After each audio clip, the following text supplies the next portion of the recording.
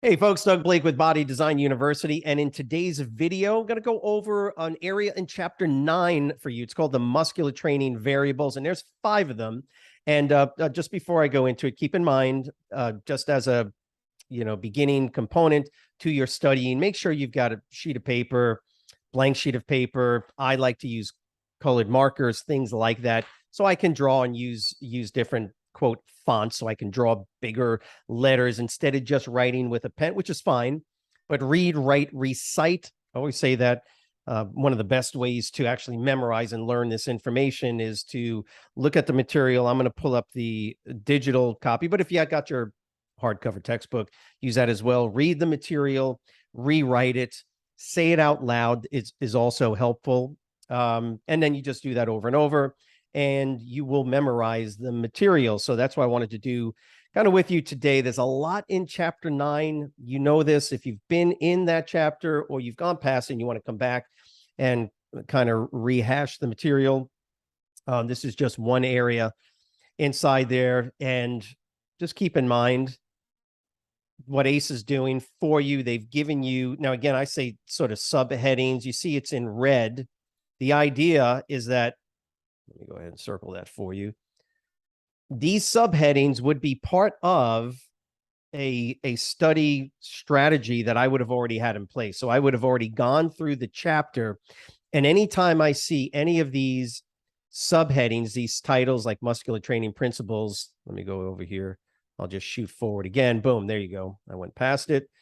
But here you'll see the muscular training variables related to program design. So what I'm trying to say is that each of these little areas of information you would study on their own, but I would have already had this listed down in another part of my study strategy when I went through each chapter.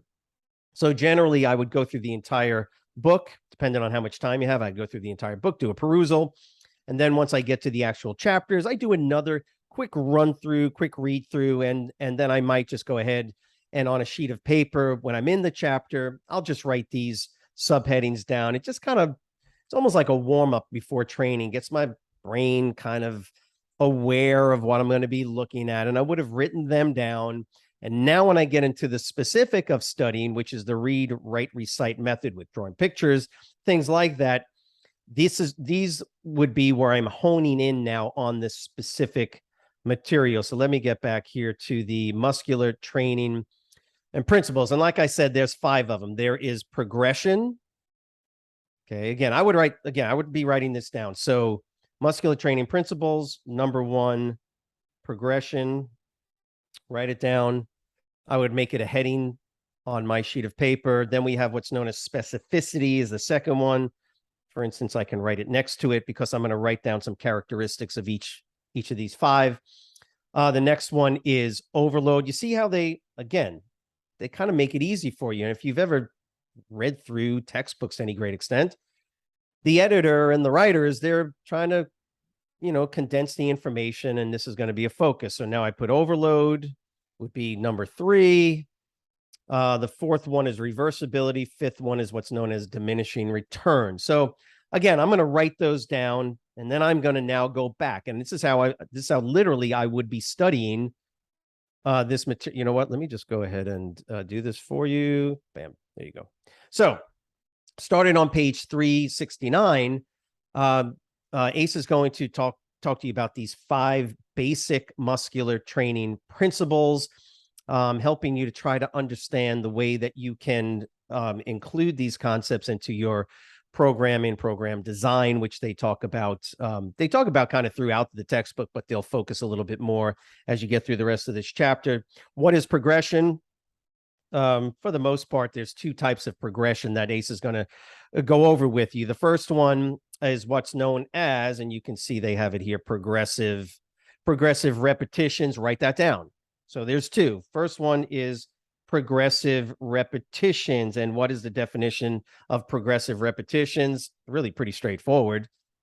You start at a repetition range, lower end repetition range, and every workout you would try to obviously increase the total number of repetitions for, remember, the same load that you'd be using. Progressive repetition, ACE will tell you, is ideally suited for non-external load type exercises like push-ups or pull-ups, something where you're generally not going to increase the external load. In other words, when I do push-ups, I'm using my body weight. I can start at 5 repetitions, 10 repetitions, and progress it, right? Progressive repetitions. It's pretty straightforward, right? Pretty simple. Because all you're doing is just trying to get more reps every time you work out, whatever that number is. Client comes in on Monday, you do push-ups, and you can do 5 push-ups. Great. They come in again on Friday or whatever your training program looks like, and now they can do 6 push-ups. Fantastic. Let's go ahead and we're going to work from 5 reps and try and ultimately get 12 reps. Now you can put time frames on that. That's not what they're interested in going over here with you. What they're saying is that first type of progression is generally used with exercises like push-ups, okay?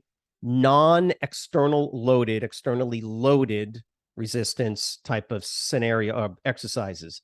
So they'll ask you a question, just as a for instance, they'll give you a scenario, you have your client doing whatever, pull-ups, and they can do 6 repetitions, and your goal is to get them ultimately to 10 repetitions. This would be considered what type of progressive scenario? And you would, whatever the answer was, it would be progressive repetitions, right? Something like that.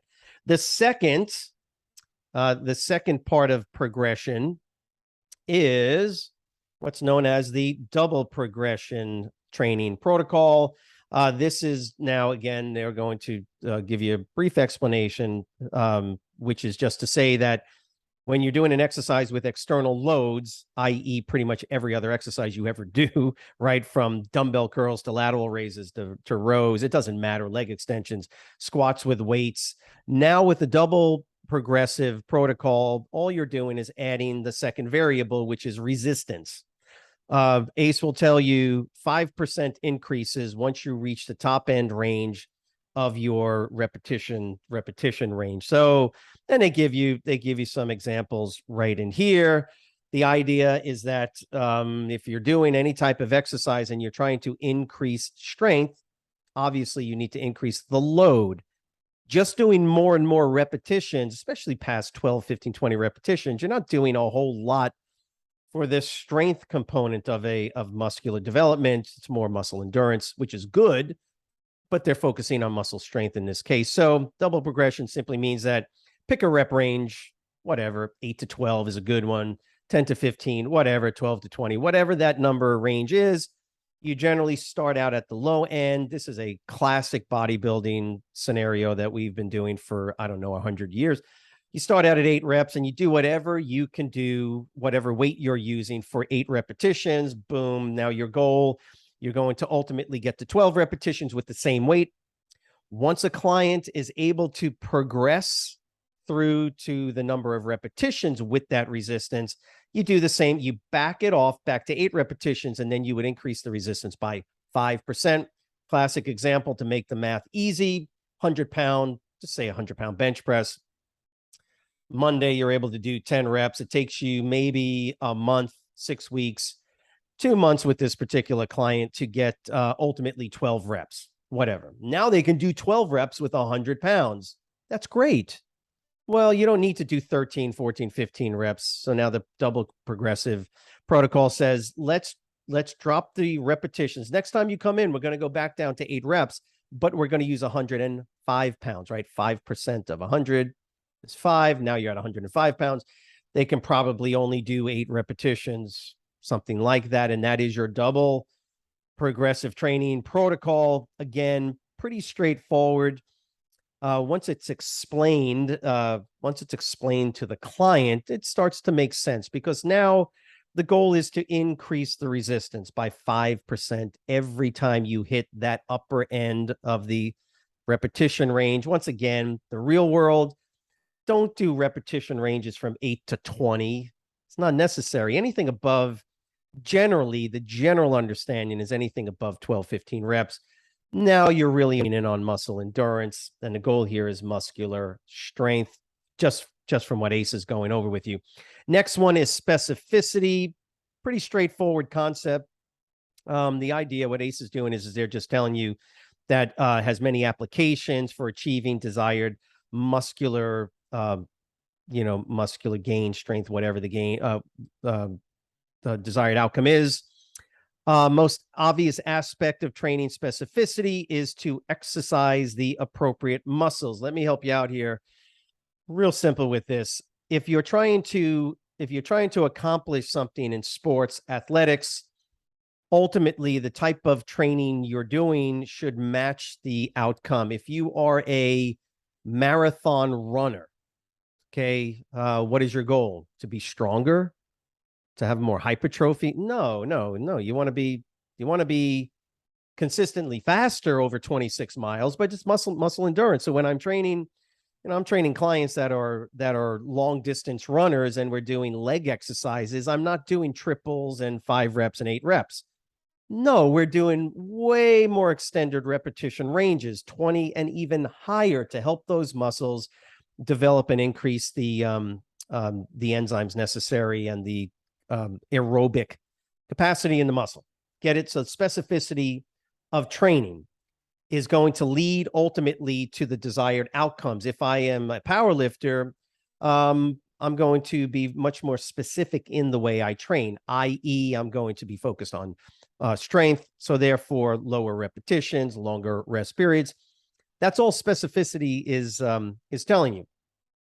But again, it's a really important concept to understand. And of course, they give you the example of a classic rope climbing ability. Look, don't get caught up on the examples that they give you, ladies and gentlemen. Just understand the concept, which is that I train a certain way, I'm going to get a certain outcome to the muscle. And generally, there are 3 general things that we see: power development, the ability to generate output in a given period of time, work over time; overall strength, being able to lift heavier weights consistently over time, or to increase muscle endurance, i.e., to be able to do more work consistently for longer periods of time. Does that make sense? And that's what specificity is basically talking about. And this is all good information to kind of read through. But basically what I would be doing is writing some basic bulleted notes for myself. So the second thing for progression would be the double progressive training protocol. Specificity, geared towards what the outcome that you want to get out of that type of training. If you want power and strength, you specifically train this way. If you want endurance, muscle endurance, or the ability to have more power output over extended periods of time, you're going to train a different way. That's all specificity says. Third one is overload. Muscle endurance can be increased by performing more repetitions, yada, yada. We already know this. If I'm bench pressing and I can do 20 reps with 100 pounds, doing more and more repetitions with 100 pounds does not get me stronger. If strength is your goal, then stop doing so many repetitions. I'm not saying it's bad. No, in fact, you want to do that in the real world. We want muscle endurance, but if you want to get stronger, you need to then de-emphasize repetition increases, and now you got to add more resistance. And so overload basically says that muscles are going to adapt, and generally it's strength and increased resistance. Muscles, the soft tissue, they will adapt to the training that you do to them. But here's the problem, and Ace does a good job of explaining this. Normally what happens is we get our clients and we train them so hard that the negative effect of the overload is actually detrimental. The goal is to do a sort of progressive overload where the amount of acute overload during a workout is not so great that it's detrimental, excuse me, but that it's just enough to create a new level of physical output. And the more consistently you do this, the more positive the outcome is going to be for the muscle. So overload, again, just keep in mind the concept of overload itself is good, but you can do it the wrong way. You can actually create an overload scenario that, again, is detrimental to the muscle. You can be so sore, it can be so problematic that the client never gets back to training in a sufficient time frame. Again, you don't want to wait 2 to 3 weeks before you train again. I've trained some people way too hard sometimes, where to be honest with you, it was a disaster. They got so sore they couldn't train for a week, 2 weeks almost, because their muscles were so sore from the workout I did. If I had just backed off and I didn't do too much overload, I did more than the muscles were accustomed to, but not too much, then they would have recovered and they would have been a little bit stronger. So it's consistency over time. That's what that concept of overload is saying. And again, you'll see here they talk about the 5% increase in resistance. Just keep that in mind on the test if you're asked that question. The fourth one is reversibility. This concept is really pretty straightforward and reinforces the importance of muscular training as a lifestyle. So reversibility basically says you lose it, right, if you don't keep on doing it, right? Stop using the muscles in the way you've been using them. If you're training on a regular basis, if you stop training, you stop using it, you're going to lose whatever strength gains you acquired over the time frame that you've been training. So if you train on a regular basis and you've been getting stronger, stronger, and stronger, stop training, take a week off, take 2 weeks off, you're going to lose a lot of those quote muscular strength gains that you acquired. That's the concept of reversibility. It's really just a physiological reality. If all you do is sit down all day, guess what's going to happen? All of your physical output increases that you've developed from exercising and training, you're going to lose it. Why? The body doesn't need to maintain high levels of strength if you're not going to keep training those muscles. So the concept of reversibility is a harsh reality, especially for those of us that have been training for 30 years, 40 years. You would think that after training, I've been training now for 40, yeah, it's going on getting pretty close to 40 years.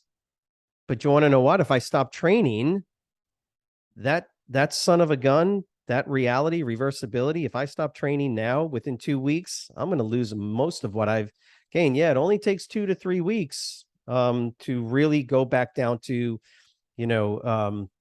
very low levels, or for me, normalized levels of physical output. So this is lifestyle consistency. You can explain this to a client. Fifth is what we call diminishing returns. And the concept of diminishing returns is really pretty straightforward.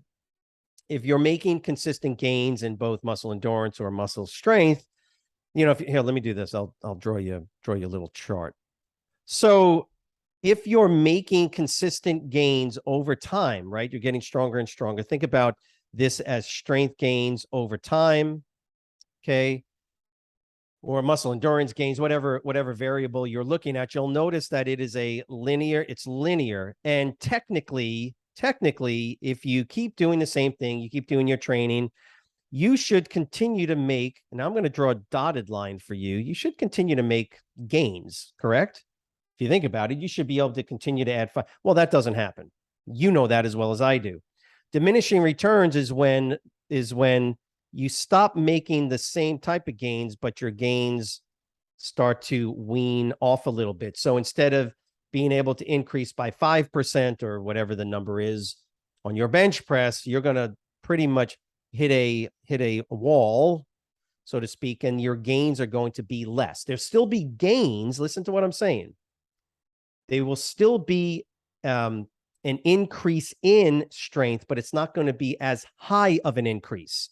In other words, 100 pounds, 105 pounds, 110 pounds. Now, ideally, you would think that according to this, you should be at 115 and 120. Like a robot, you'd be increasing your weights consistently. That's not how it works. Diminishing returns say that for the same amount of time and effort that you're putting into your training, the amount of return or strength increase in this case that you're getting is actually going to go down. In other words, you're not going to be able to increase by 5 pounds, whatever, any longer. You might only be able to increase by 2 pounds. Now, it's still an increase, but it's a diminished increase. I'm still doing 5 sets or whatever the case is. I'm still putting out the same amount of work and effort. I do the same type of volume of training that I've been doing, but instead of getting this level of increase in strength, now it's only this level. It's still an increase, but it's a diminished increase from what I'm normally accustomed to. So that's the idea of diminishing returns.